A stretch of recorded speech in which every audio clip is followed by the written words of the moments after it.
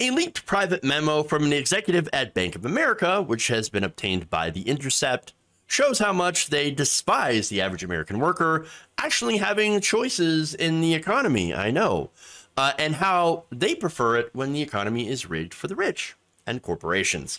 Now, when making predictions about the economy over the next several years, Ethan Harris, an executive at Bank of America, the head of global economics research for the corporation's investment banking arm, Bank of America Securities, stated that he hopes that working Americans would lose their leverage in the labor market.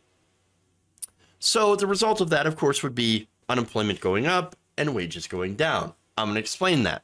The memo noted that the changes in the percentage of Americans seeking jobs should, quote, help push up the unemployment rate. And he's not saying this is a bad thing. He's saying this is a good thing. In fact, he writes, by the end of next year, we hope the ratio of job openings to unemployed is down to the more normal highs of the last business cycle. So let me explain this. What the memo calls the ratio of job openings to the unemployed is basically calculated the other way around. They've taken that and they've flipped it. So now that's the ratio of unemployed people to job openings.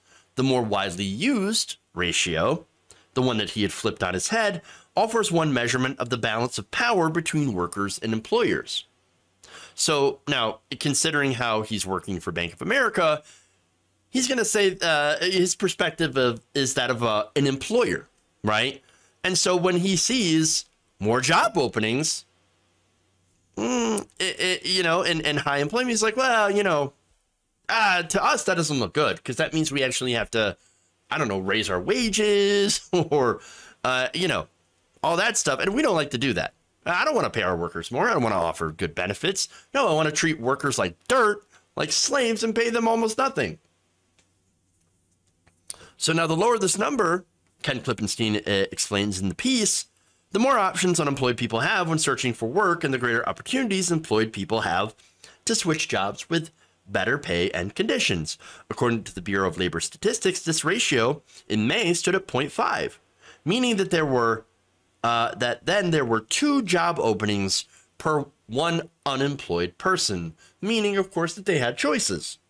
Now, that has an impact of pushing up wages by allowing those workers to be more choosy, and that forces employers to have to compete for workers by offering higher pay, benefits, more flexible in some cases, or more stable hours in other cases.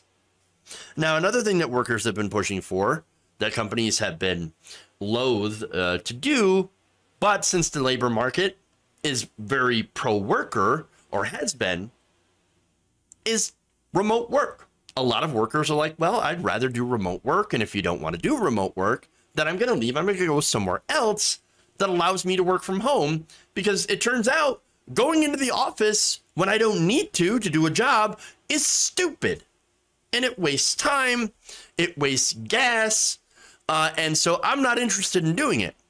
These companies are like, no, not only do we want more control, but also we're renting all this office space, and that's expensive. We got to use it.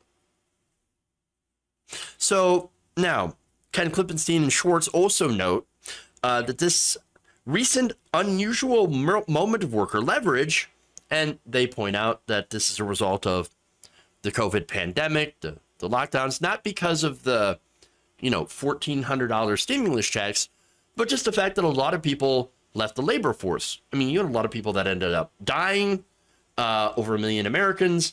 And then, of course, you had people who decided to retire, people who don't want to get back into the workforce yet because of the cost of childcare. It's just, better for some people to stay at home and take care of the kids than to pay the astronomical amounts that we do have in childcare costs in this country. So now that worker leverage that was created by this situation, this once in a, lifetime plague, right, has made Bank of America quite nervous. They say that the tighter labor market has created wage pressures that are going to be very hard to reverse. Quote, while there may have been some one-off increases in some pockets of the labor market, the upward pressure extends to virtually every industry, income, and skill level. And to them, of course, that's the most horrendous thing that could happen. Oh no, higher wages for workers. Oh no, we actually have to pay people more. Boo-hoo. We want to go back to the days where we could pay you next to nothing and treat you like crap because you had nowhere to go. I remember those days. I want to go back to those days. Pepperidge Farm remembers. You know what? I also remember those days. I remember when the banks crashed the economy back in 2008. I remember the recession. I remember trying to find work during that recession. I remember the huge amounts of foreclosures of homes. I remember the job losses. I remember the complete financial destruction of an entire generation. My generation. We still make less than our parents did, yet are far more educated, but have more and more debt. We remember when we were told, hey, you know, you're lucky to have that minimum wage job that treats you like crap and doesn't pay you anything.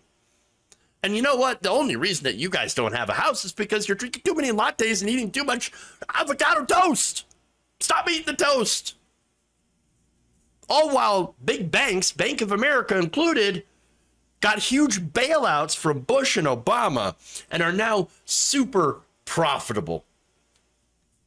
This memo from Bank of America comes amid a push by the Federal Reserve to try to cool down the economy. Oh, we're going to fight inflation by raising interest rates, which isn't going to do anything to actually help lower, grocery or gas prices. No. All this is going to do is it's going to push wages down. It's going to push unemployment up. That's it. And now they say, the Federal Reserve and a lot of these, pundits on CNBC and Fox News, Fox Business, they're saying, look, the reason that we have inflation is just because high wages. Wages are just too high. They're too high. That's not true, though. The reason that we have so much inflation is because we have corporate greed.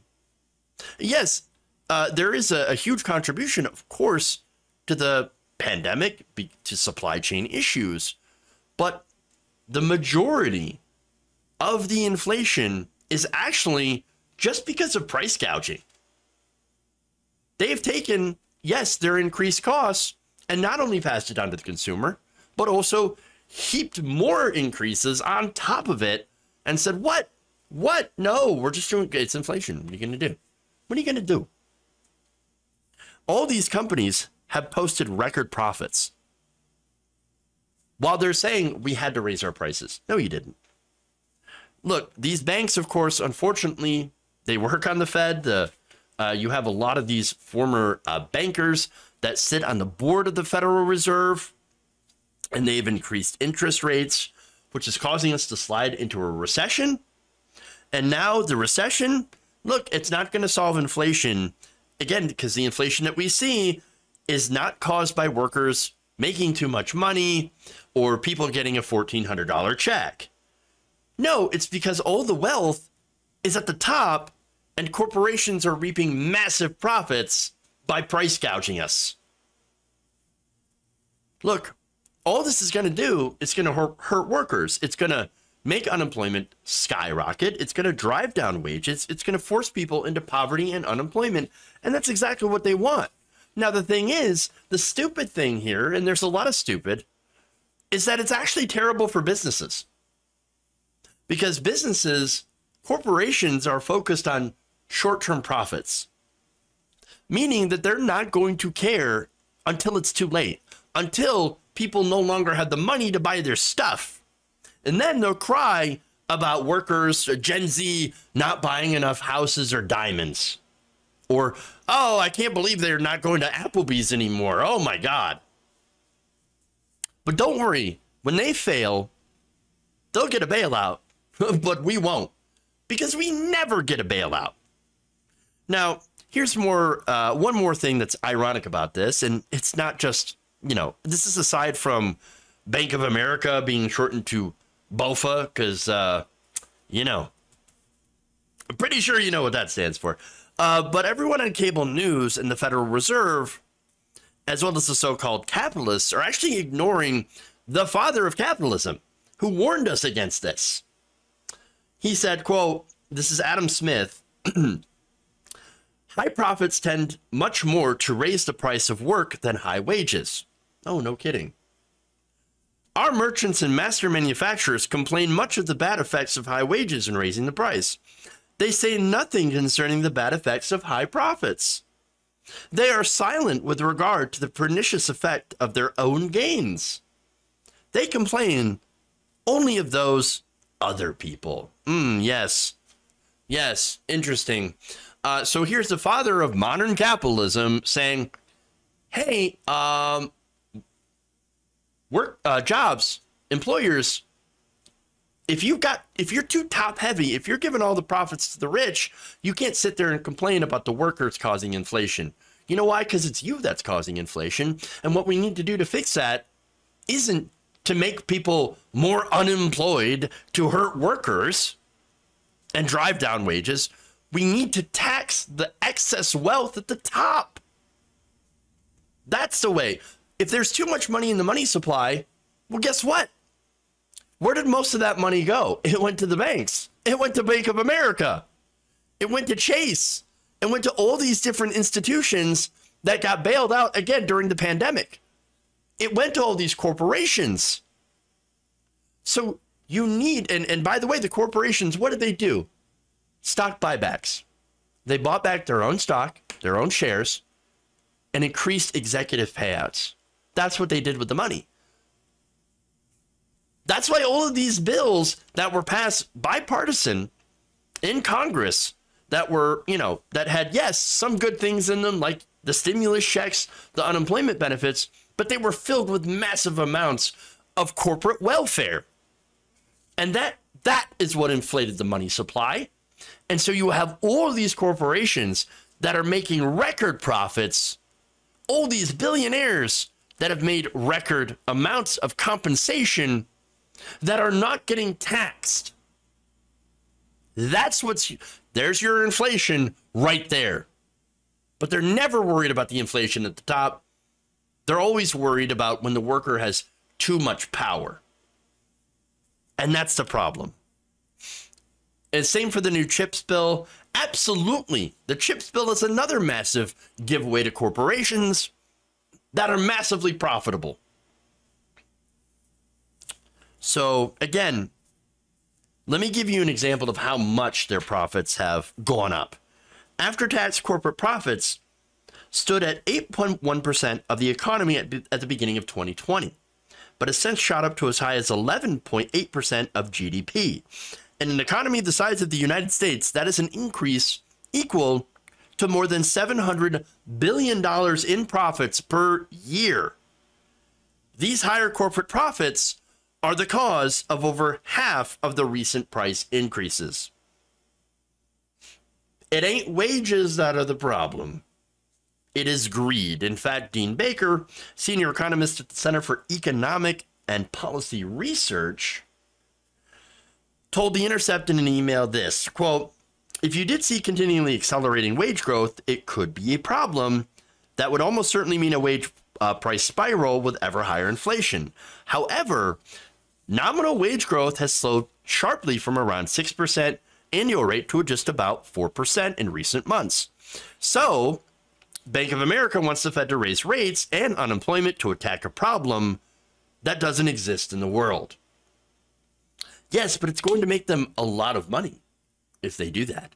They're going to save a lot of money by not paying workers. Look, there it is. It's straight from the horse's mouth.